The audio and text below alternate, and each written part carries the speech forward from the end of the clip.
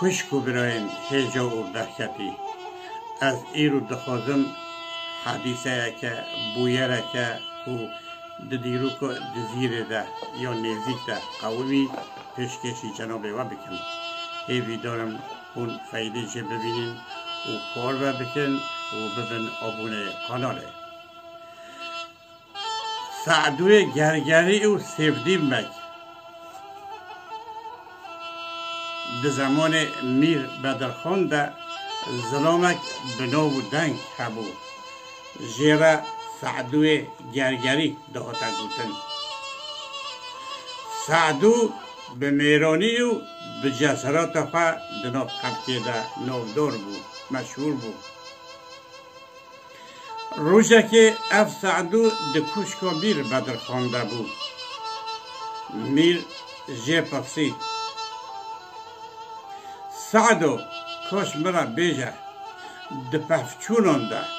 ده شر و قرینان ده تو بتنه و یه پیشبر تجی بتنه قط جورنو تو هاتیه فهد کار کردن یعنی هنو کاریه ده سعدو بله میره من کارینه من میر ولی نبیجه سعدو کس به باور ناکه یکی کار بده سعدو بله به انیرو میر کم اف راسته او یه از فهد کار کریم و کاری من نها دکوش کتا دهجی میر چو چه بود سعدو کش مرا بیجه سعدو بویر خوده بود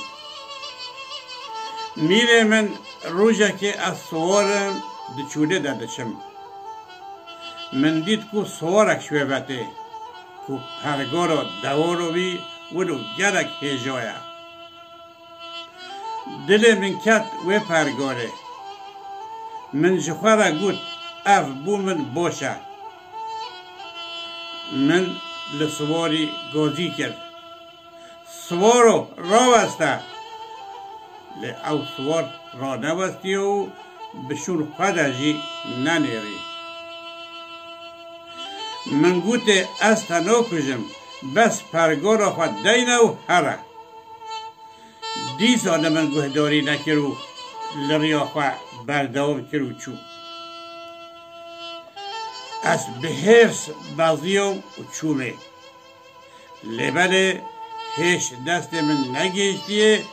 اوی ربا خدا بری کما خومنو از سرسرکی لعرده دام از دناف آخو توزه دا گوزیم من داخوا او من گوت گلو افخونه یونجی راستیه دیسا از چومه دیسا مینا جارا یکم لمن کرد وجاره من ناف خدا او من گوته از سعدوی گرگری ما تو ببین مارو بچی کرشتک و عرده دجی تو جدست من خراستابی و گوه من دید اویجی ناف خدا او گوت از باب شیر بگم گوه ولی گوت از بازیم دستی بیو من گوته میره من ببخشینه من تو ناس نگیری میره من او سوار سفدیم بگبو و باید پیشبر من ده میر برای خدا سفدونو گوت سیفو تاوه هانه قط جمعه قصه نگیر بو سفدین لمیر وگران میره من او نه تشتک برکتیه ببی اوای امدیسا گوهاین داوی و برنامه خواه حتی نی برنامه کدن بمینن دنو خیر و خوشیه ده خاطره با